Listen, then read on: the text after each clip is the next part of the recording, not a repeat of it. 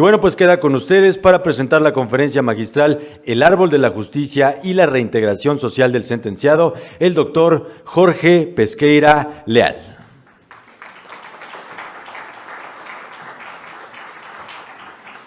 Muy bien, pues, muy buenos días a todos.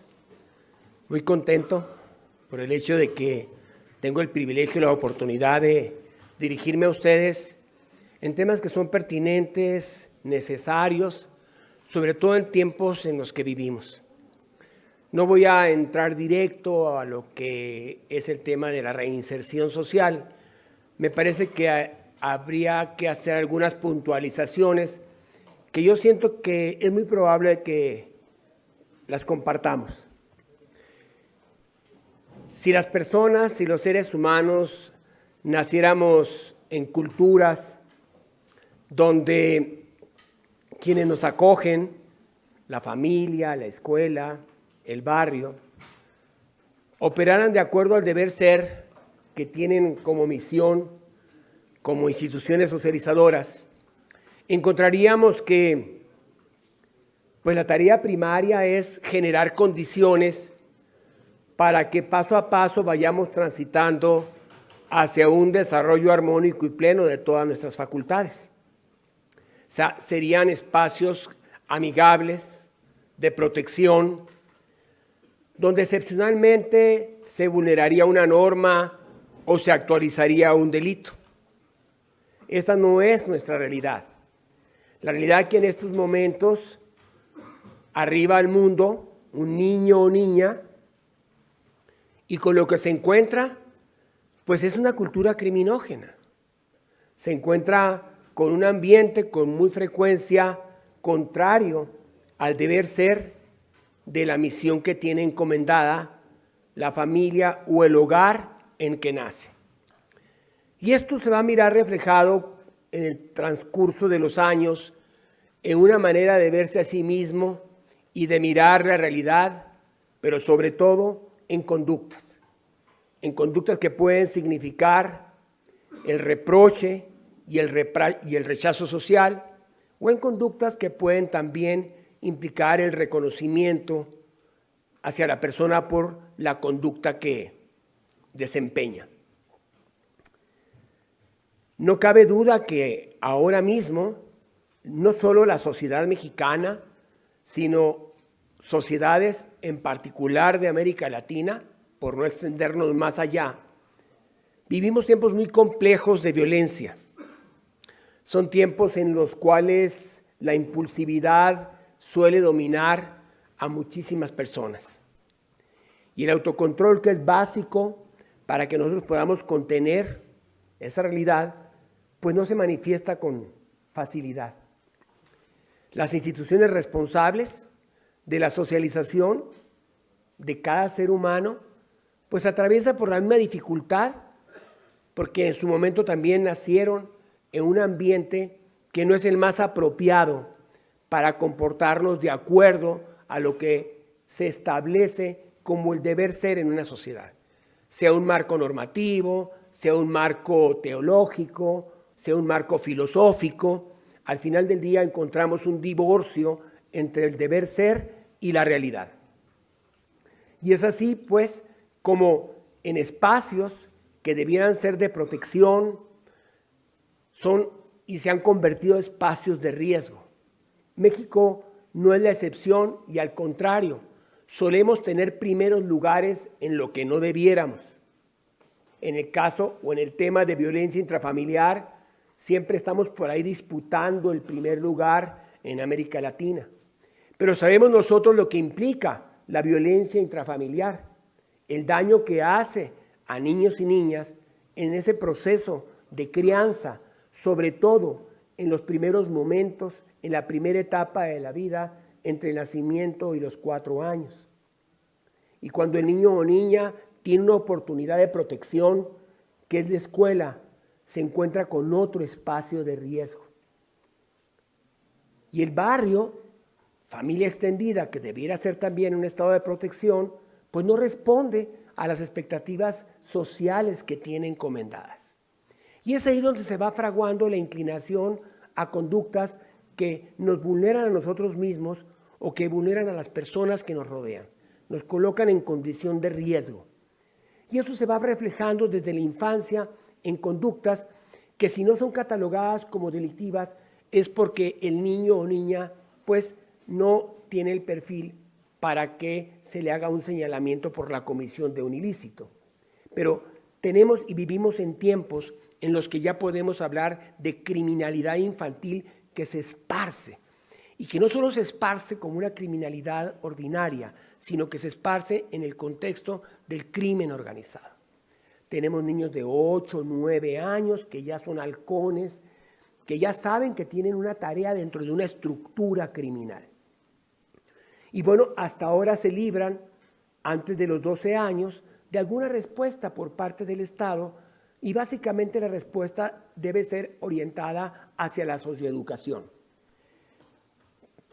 Pero luego sucede que conforme transcurre el tiempo, pues llega el momento en que el Estado ya tiene alguna injerencia, porque el menor, varón o mujer, tiene más de 12 años, la persona tiene más de 12 años, y sabemos nosotros de las etapas etarias y lo que acontece a estos chicos y chicas que, bueno, por los ilícitos en los que se ven involucrados a partir de los 14 años, pues ya tienen medidas de internamiento y se debe hacer algo por ellos para modificar sus patrones de conducta, para reintegrarlos socialmente, para reinsertarlos a la vida.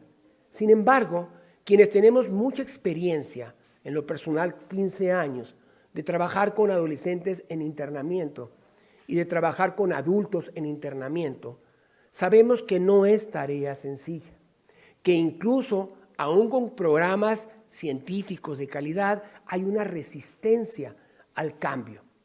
Es tan potente, podemos llamarle lavado de cerebro, o es tan potente la influencia nociva que se ha ejercido desde tan temprana edad, que es difícil modificar esos patrones de conducta.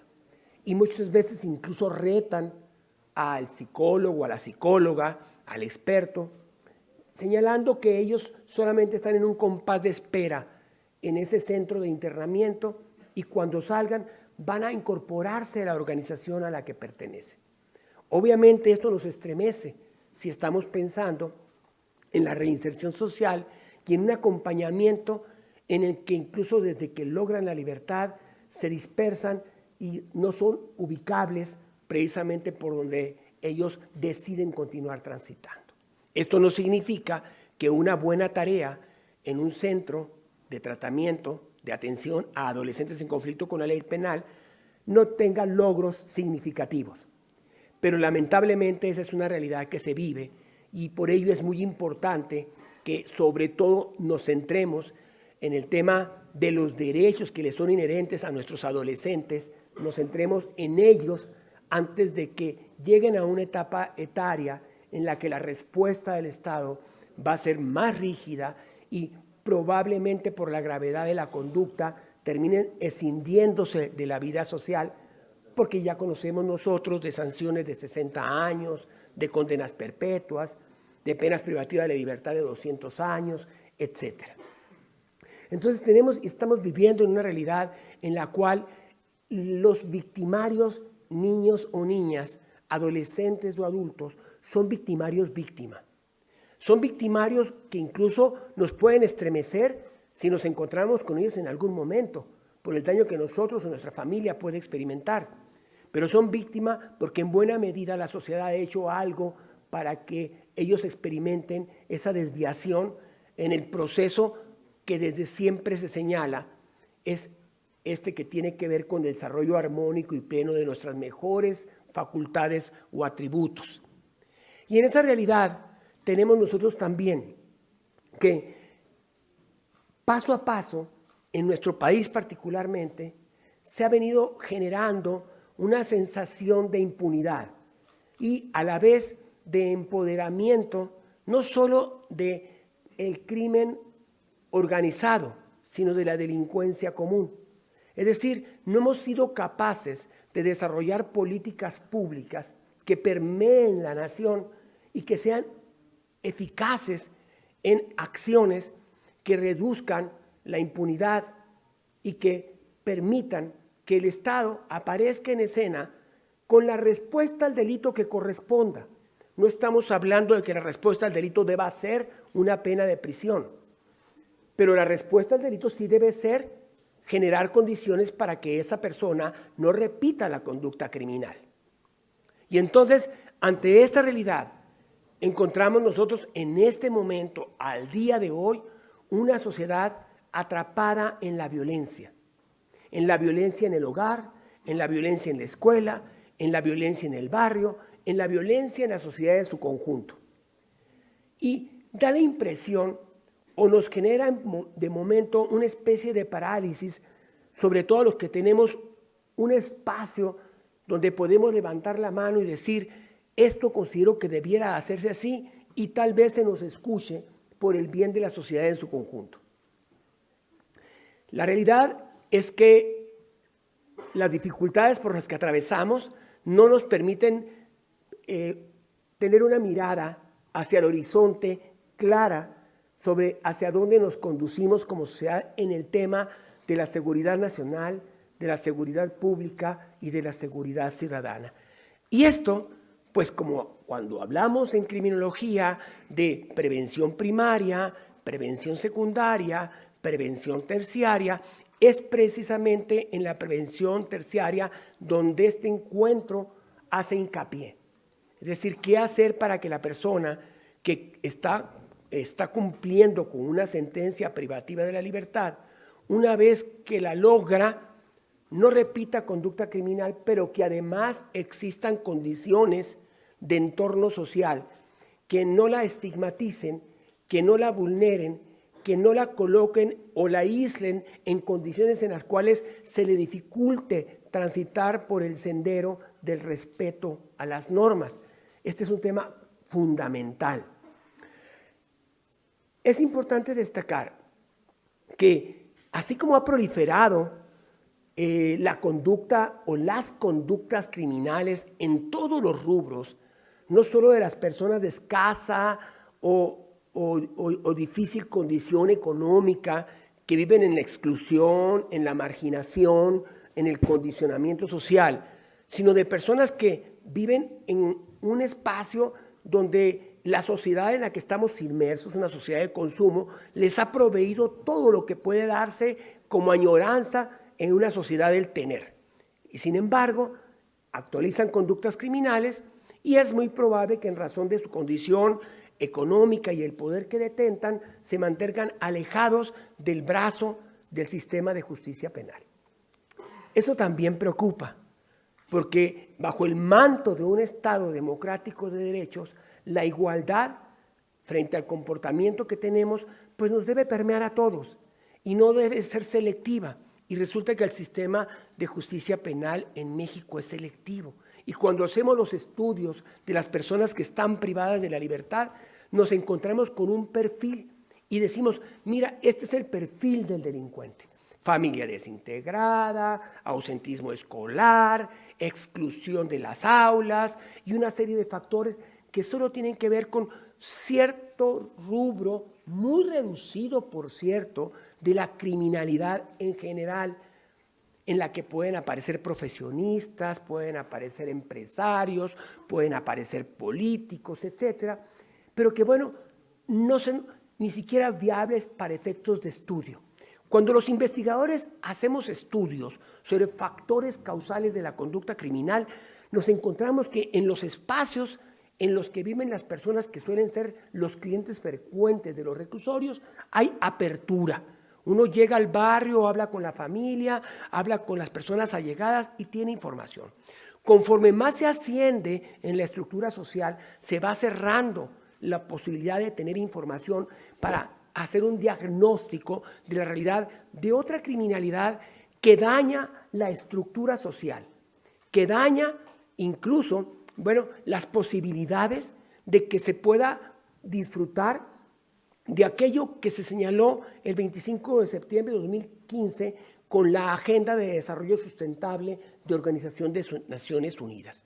Eliminar la pobreza, salud y bienestar, educación de calidad, igualdad de género, etcétera, miramos nosotros como son elementos que no se manifiestan o difícilmente lo vamos a poder lograr al 2030, porque el 2015, el 2019 no hemos mirado los cambios que esperaríamos en una hoja de ruta con claridad. Pero todo esto tiene mucho que ver con el tema que abordamos, porque en el punto 16 de esta Agenda de Naciones Unidas para el Desarrollo Sustentable, que tiene que ver con el desarrollo de nosotros como personas, de los seres que están a nuestro alrededor y de nuestro mundo como nuestra gran casa, ¿no?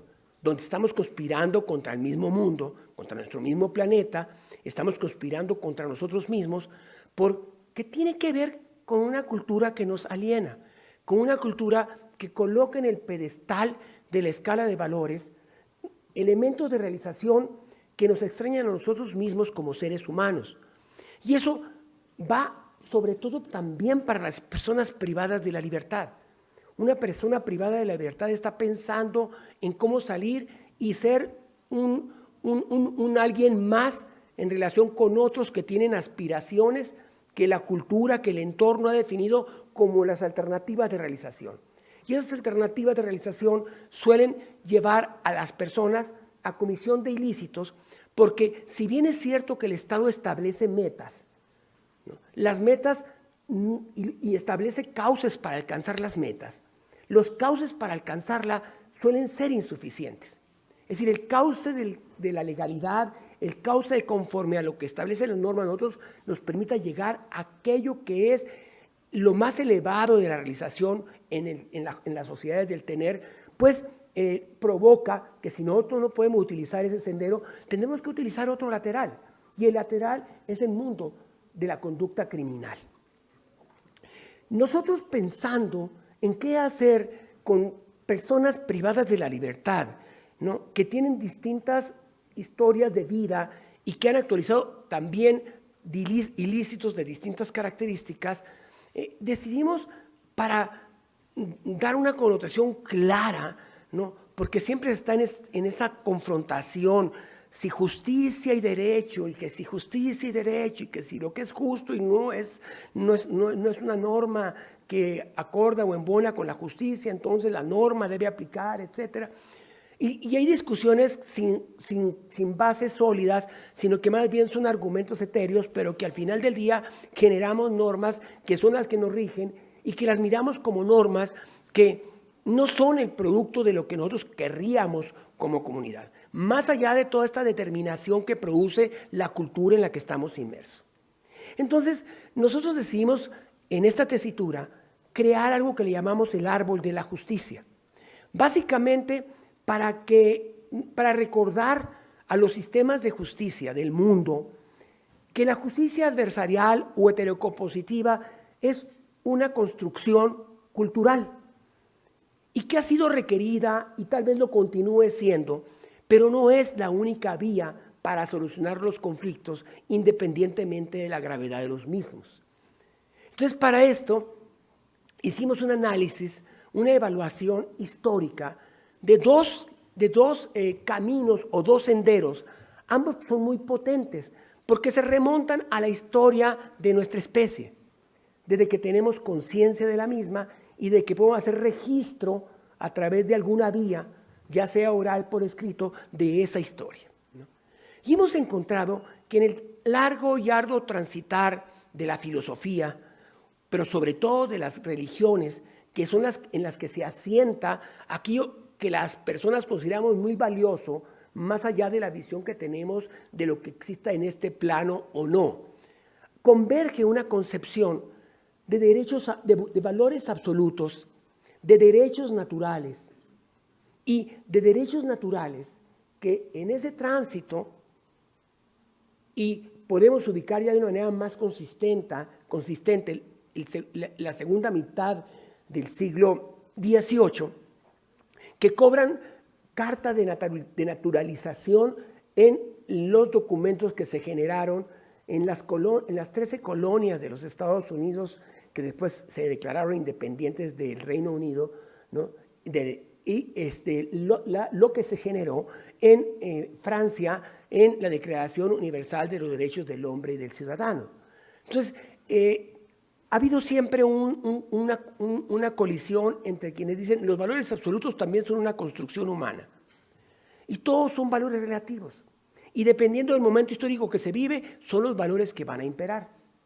Nosotros decimos, si han sobrevivido miles de años valores más allá de la cultura, más allá del modo de producción de las sociedades, esto significa que no son inherentes como personas, que lo llevamos nosotros como parte de nuestro bagaje y nuestra cualidad de seres humanos. Y esto es muy importante cuando hablo del árbol de la justicia, porque en ese transitar de valores absolutos a derechos naturales y a derechos humanos a fines del siglo XVIII, ¿no? Y que después permean constituciones como la de 1793 en Francia, ¿no? Y que de ahí van poco a poco creciendo una influencia en las constituciones del orbe, ¿no? Sobre todo en las constituciones de Occidente. Encontramos nosotros ya en nuestra Constitución que aquellos derechos naturales, ¿no? Que aquellos valores absolutos se convirtieron en derechos humanos y que como derechos humanos están plasmados en nuestra Constitución, es decir, se convirtieron en derecho fundamental positivo. Y entonces, a partir de los años 90 del siglo pasado, viene un movimiento muy fuerte de empoderamiento en el día a día, ya no en la abstracción de una declaración, un tratado, un pacto, sino que viene y aparece ya con fuerza el movimiento de los derechos humanos. Y ese movimiento, paso a paso, a través de comisiones internacionales, etcétera, va generando criterios, va generando interpretaciones, ¿no? Y bueno, viene la reforma de 2011 en nuestro país, y esta reforma pone en la parte dogmática de nuestra Constitución en su espacio. Ya no son garantías individuales, son derechos humanos y sus garantías.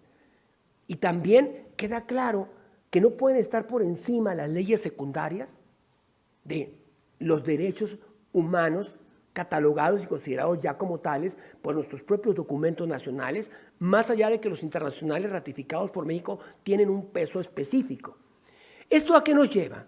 Nos lleva a decir que la justicia, que significaría no solo dar a cada quien lo que le corresponde en dignidad y en derechos, sino respetar a cada cual lo que le es inherente como ser humano, contempla en su núcleo la justicia como tal los derechos humanos.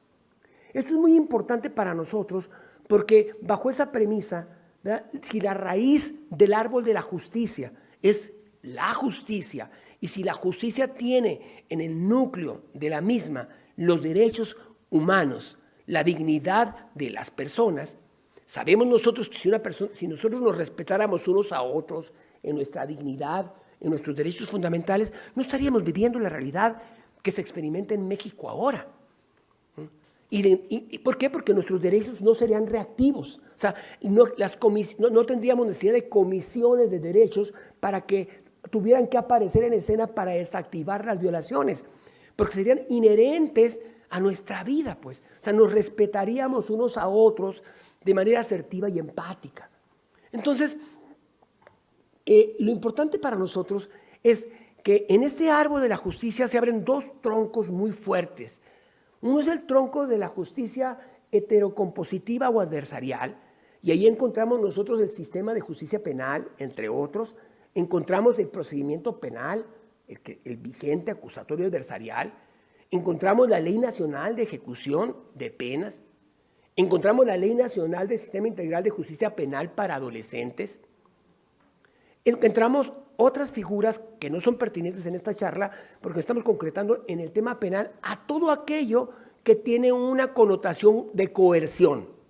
Y por otra parte, tenemos otro tronco muy fuerte que es el que nos interesa mucho por lo que toca a las personas que están privadas de la libertad y para las personas que van a salir en libertad y a hacer propuestas que no se han hecho con anterioridad.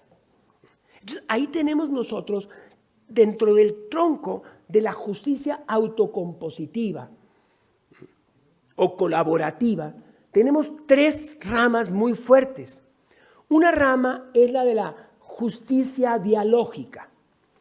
La justicia dialógica apuesta por generar en una comunidad, en un centro penitenciario, en una comunidad mayor o menor, el hecho de que las personas desarrollen habilidades para comunicarse. Es decir, para comunicarse verbal y no verbalmente y para escucharse. Si ustedes me dicen, ay doctor, qué sencillo y elemental, ya lo hemos escuchado 1000 veces, el gran drama de nuestro mundo es que no sabemos comunicarnos. El gran drama en la familia es que no sabemos cómo interactuar, no sabemos dialogar.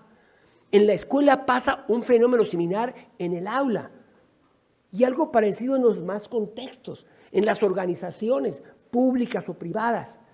Hay estudios complejos sobre lo que implica en afectación al buen funcionamiento de una organización que las personas no sepan dialogar.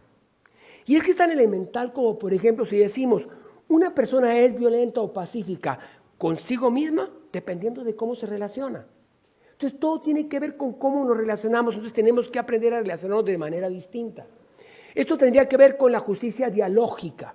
Esa justicia dialógica que tiene que ver con el hecho de que las personas en grupos pequeños o grandes grupos, a través de decisiones en ese pequeño grupo o de políticas públicas de un municipio, de un estado o de una federación, se generen programas para que las personas aprendamos a tener otra manera de relacionarnos. Eso es de manera directa en el día a día, en la interacción cotidiana. Por ejemplo, en un centro penitenciario, si las personas aprenden a dialogar y las personas cuando sucede algo que se traduce en un conflicto, minúsculo si quieren, porque están haciendo la fila para que les den alimentos, porque hay alguna circunstancia que se produce en la celda, etc. Si nosotros desarrollamos la habilidad del diálogo, esto estamos generando algo que nosotros denominamos centros de internamiento, reclusorios, espacios de encierro, como ustedes le quieran denominar, pero se le agrega algo. Por ejemplo, reclusorios restaurativos. ¿Qué es un reclusorio restaurativo? Es un espacio donde todos los que viven en el reclusorio aprenden a comunicarse de una manera en la cual pueden solucionar la diferencia porque se les proveyeron las habilidades para esa finalidad, para ese propósito. Entonces estamos apaciguando la convivencia en espacios de enorme estrés, ¿no? Como es precisamente el encierro, porque uno de nuestros derechos fundamentales es el derecho a la libertad. Y cuando la perdemos, obviamente se experimentan en la persona, al interior de esta y en la relación con los demás, situaciones críticas. Entonces, habilitar para el diálogo genera espacios restaurativos. Claro, habilitar para el diálogo contempla un programa en el cual todos se dan cuenta de que la manera en que hacían las cosas no estaba bien, pero ahora van a experimentar una manera distinta. Todo esto no es muy complejo ni lleva años. En el momento en que las personas ejercitan nuevas maneras de comunicarse, producen distinta forma de relacionarse. Y esto, pues evidentemente reduce la violencia en espacios en lo que la violencia es el día a día.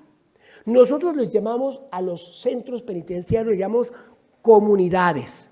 Le llamamos como si fueran, los asimilamos a si fueran pequeños pueblos. Hay personas en pueblos de México que tienen 1000, 2000 habitantes, cuyos habitantes algunos nunca han salido del pueblo. Nunca han salido del pueblo.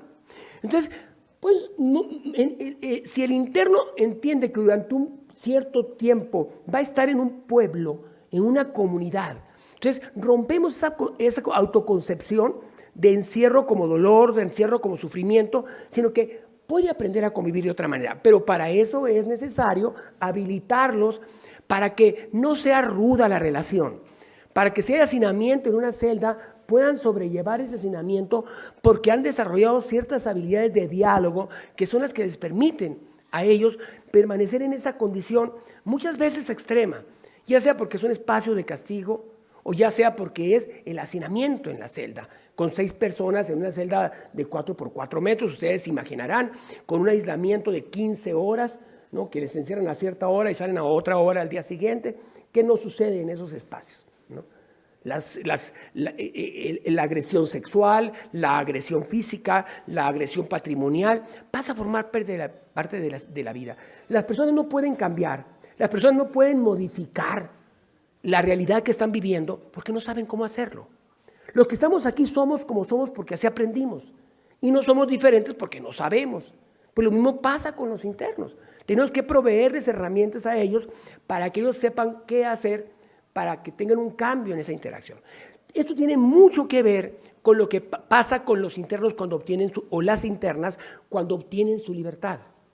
Porque nosotros tenemos, por ejemplo, estrategias de aproximación a la familia, porque tenemos un promedio de entre el 15 y el 20% en estados de la República de internos abandonados o de internas abandonadas. Pero en las fronteras se eleva por encima del 25% personas abandonadas. Esa persona, todo lo que hagamos por ella en programas a los que alude el artículo 18, no van a rendir el fruto que desearíamos si no logramos que haya quien amortigüe, haya redes protectoras de seres que nosotros sepamos que pueden ser red protectora. Porque en ocasiones la familia es una red, pero no, es una red desfondada y es un riesgo.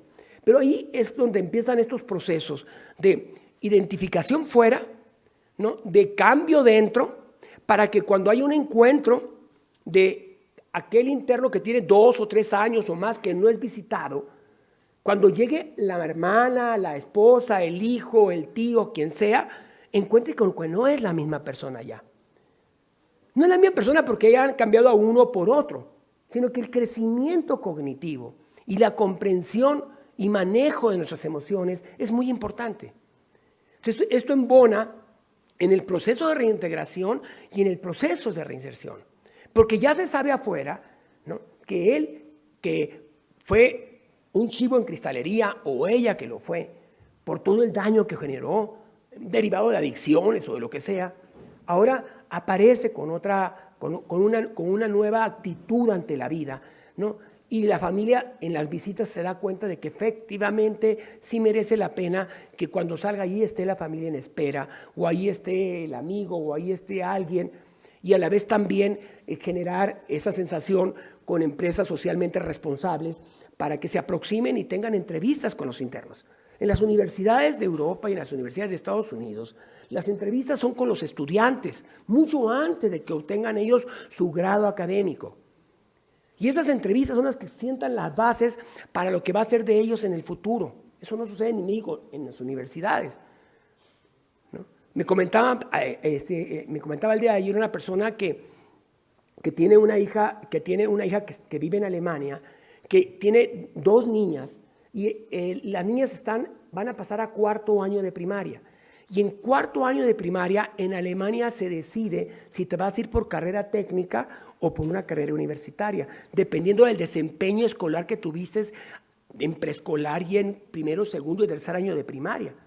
Es decir, la niña estaba muy preocupada y estaba responsabilizándose de que ella quería estudiar en la universidad y que en todo caso, pues la zona de confort de que no la reprobaran en 1º, no la reprobaran en 2º, no la reprobaran en 3º, pues era el apocalipsis, ¿no? Entonces, eso tiene que ver en las prisiones con lo mismo. O sea, las personas, cuando nos damos cuenta de que alguien de fuera se interesa por nosotros, que es un empresario, porque nosotros tenemos, por ejemplo, en Sonora tenemos identificados los perfiles de los internos, los perfiles laborales. Y así como miramos hace unos minutos, ustedes van a mirar más tarde una exposición, hay personas talentosísimas que hacen cantidad de artesanías o que tienen una expertise en una determinada área. Pues esas personas nosotros tenemos que conectarlas con los empresarios que ven que en esa persona, que es un excelente mecánico, es un excelente plomero, es un buen técnico en computación, etcétera, ¿no?, establecer una liga que no los lleve a que cuando egresen vean quién les puede abrir una puerta, porque lo más probable es que si no hubo un contacto previo, un voto de confianza que le damos nosotros mismos a los empresarios, pues difícilmente sean contratados, ¿no? Aún en una tarea muy básica, ¿no? Si el muchacho es disciplinado, es esto, es lo otro, pues puede estar en una gasolina siendo un excelente expendedor de gasolina. Cada cual se ubica de acuerdo a su perfil, ¿no? Y claro que se busca en el sistema penitenciario, se busca que si la persona tiene primaria y secundaria, estudie preparatoria, y que si hay condiciones para que estudie una universidad en un sistema abierto, que también lo haga, darle las mejores condiciones posibles para que pueda tener una mejor posibilidad de encontrar un trabajo que le corresponda mejor. Pero eso se da en estos contextos en los cuales se habilita para el diálogo y se produce en ellos una manera de interactuar donde te preocupas por el otro. Es decir, en un reclusorio es un centro restaurativo. ¿Por qué? Porque en cuanto acontece un suceso entre dos o más, hay alguien por ahí que llega y orea, no deja el conflicto ahí latente, lo orea. El conflicto se expresa y luego ya se dice qué tanto te lastimó, cómo te afectó, ¿no? Si te hirió emocionalmente, qué estrategia de cicatrización de esa herida emocional se va a producir. Es decir, estamos hablando dentro de la justicia autocompositiva, dentro de ese árbol de la justicia dialógica. Luego hay otra rama que es la justicia consensual, donde aparecen también figuras muy importantes como la mediación y la conciliación. La mediación y la conciliación, ustedes ya tienen conocimiento de esta metodología porque ya tiene años en nuestro país, está entreverada en la Constitución, en las leyes secundarias, en municipios, en muchos lados. Lo que sucede con la mediación es lo que pasaría con los diálogos. O sea, necesitamos, que es un gran lastre en nuestro país, necesitamos cuadros de formadores de calidad. Si la persona que se forma en algo se forma deficientemente, no va a poder desarrollar lo que ese algo significa si lo hiciera bien. Entonces, en el tema de la mediación y de la conciliación, es muy importante que las personas que se habilitan internos mismos, nosotros tenemos programas donde capacitamos internos, ahora mismo tenemos un programa en 13 reclusorios a través de educación a distancia y en un ceferezo en el estado de Morelos, ¿no? Con personas próximas para que hagan las prácticas en esos espacios, porque son metodologías teórico-prácticas.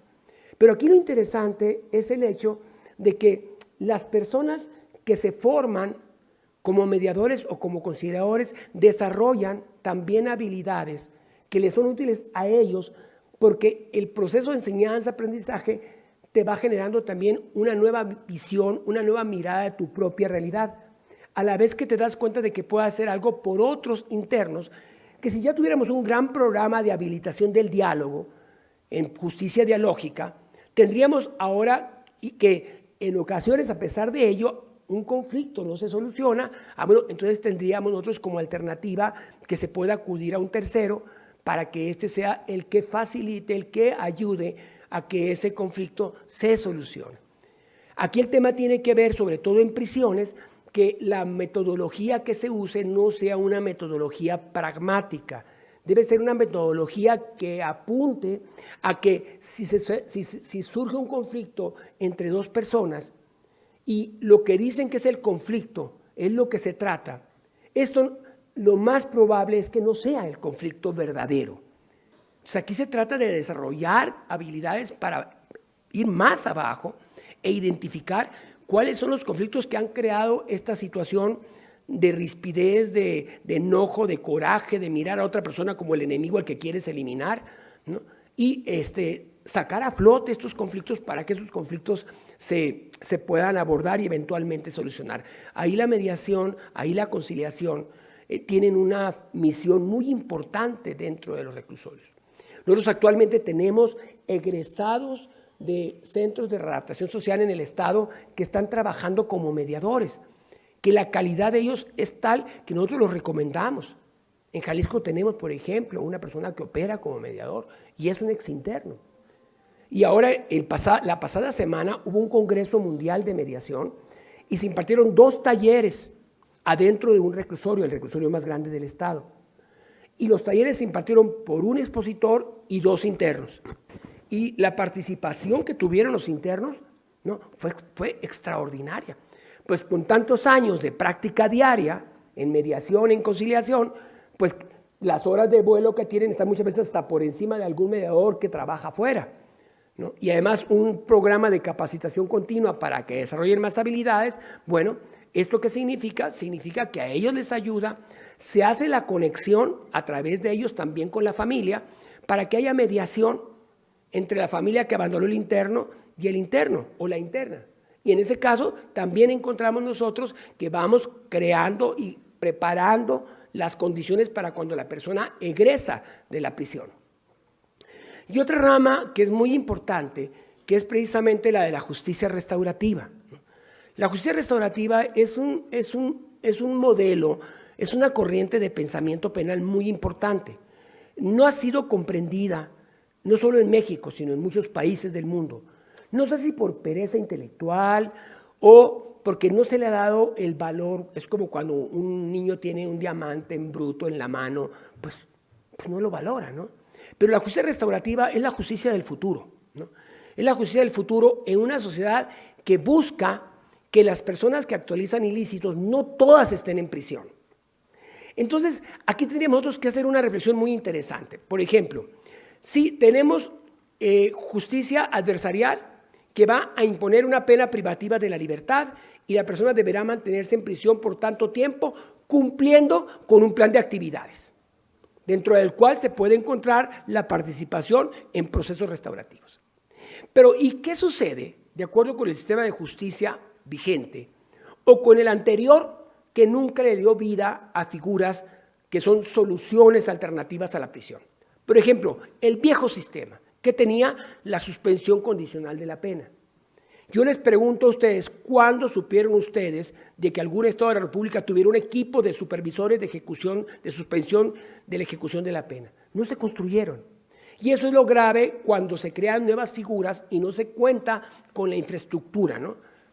Al ombudsperson ahorita de aquí del Estado le preguntaban, bueno, y usted tiene o dispone de los recursos para los 4,000 brazaletes. Entonces, él ya comenta, tenemos que hacer un vínculo de convergencia entre unas instituciones y otras, etc. Muchas veces lo que uno planea que es sólido, es consistente y es válido, lo encuentra uno que si no suma voluntades, pues se le puede dificultar que cristalice esto. Y eso nos pasa mucho en México. México tiene normas preciosas, pero esas normas tienen instituciones que se deben crear. Y en el tema de la justicia restaurativa hay instituciones que deben operar. Porque imaginen ustedes qué maravilloso sería. Vamos a suponer yo actualicé un ilícito y entonces participo en un proceso restaurativo, en una junta restaurativa, ¿no? Y en ese proceso restaurativo lo que se genera es un plan de actividades, similar tal vez al plan de actividades que yo iba a llevar en prisión. Pero ahora resulta que si tiene éxito este proceso restaurativo, yo voy a poder escindirme del circuito penal si cumplo. O sea, si yo logro que ese plan cristalice, que puede llevar 1 año, 2 años, 3 años, lo que se va a hacer es suspender el procedimiento, no se va a extinguir la acción. Y si tú respondes al programa, entonces adelante, ¿no? Te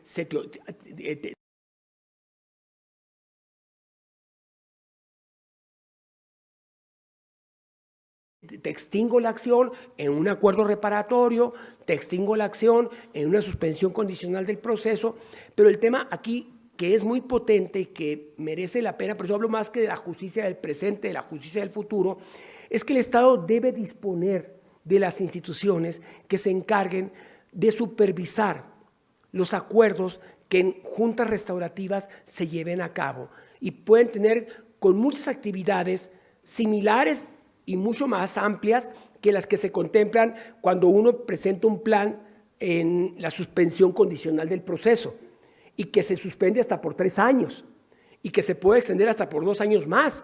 Es decir, la suspensión son 5 años y si tú demuestras en un plazo máximo de 5 años que tú cambiaste, que tú ya no tienes disposición, que tu vida ya no es la vida que tenías con anterioridad y que ahora tú respetas las normas, no tienes disposición para cometer delitos, bueno, no tuviste que ir a prisión y se te sobreseyó el juicio. O en el acuerdo reparatorio no tuviste que ir a prisión y se te extinguió la acción. Sí, pero eso sucedió derivado de que hubo un programa, un plan de actividades. Pero para ese plan de actividades, toda persona que va a operar programas de justicia restaurativa debe tener una formación muy sólida. Sí hay programas de justicia restaurativa actualmente en el mundo, en escuelas, ¿no? En comunidades, en familia, por ejemplo. Pero en materia penal, como lo que se aborda es en el artículo 29 de la Ley Nacional de Mecanismos Alternativos de Solución de Controversias, explica, y eso es muy importante para todos nosotros, qué significa reparación del daño. Y ya nos dice, reparación del daño es el reconocimiento de responsabilidad del ofensor, su disposición para pedir disculpas en público o en privado. Reparar el daño significa participar en los programas y actividades que se requieran para que la persona modifique su conducta criminal o no repita conducta como la que ya llevó a cabo. Es decir, eso es reparación del daño. Y luego habla de la reparación propiamente. Y la reparación propiamente también lo dice el artículo 29. No necesariamente tiene que ser pecuniaria. Puede tener otra connotación. Dependiendo de la víctima, puede solicitar lo que se imaginen ustedes. Que preste servicio en el departamento de tránsito, en alguna institución religiosa, que barra el parque del barrio, donde ha asolado al barrio y que lo miren con otra actitud para que el barrio diga, está en libertad, pero no está en libertad porque pagó una cantidad, sino porque está enmendando su comportamiento. Entonces, para esto es muy importante que la persona que se forje en materia penal tenga conocimientos de criminología, de victimología, de sociología criminal, para que en la etapa previa al encuentro haga un diagnóstico de la víctima o ofendido y del imputado, acusado, sentenciado, según el caso en el que vayan a generarse este tipo de intervenciones. En el caso del sentenciado, que es el que a nosotros nos interesa, pues del artículo 200 al artículo 206 de la Ley Nacional de Ejecución Penal se establece cómo opera las juntas restaurativas y cómo opera la mediación penitenciaria en el sistema vigente. Pero lo importante para nosotros es encontrar que hay un modelo de justicia penal que tiene sus propios procedimientos, que ese modelo de justicia penal es un sistema democrático de justicia que promueve la paz social y, en consecuencia, la armonización de las relaciones interpersonales dañadas a través de la satisfacción de necesidades de víctima, de ofensor, de comunidad y del Estado mismo. Porque ya en estos tiempos el Estado también es víctima. Es una paradoja, pero el Estado mexicano está experimentando fragmentación como ente rector, está experimentando debilitamiento como ente rector.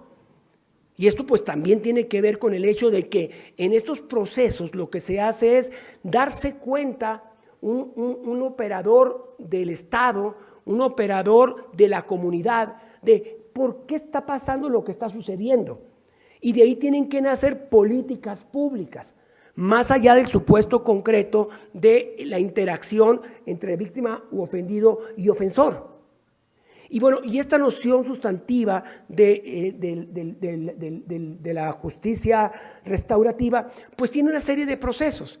La Ley Nacional de Mecanismos Alternativos de Solución de Controversias en materia penal, pues se refiere a las juntas restaurativas. Pero la Ley Nacional del Sistema Integral de Justicia Penal de Adolescentes se refiere a las reuniones restaurativas, a las juntas restaurativas y a los círculos restaurativos.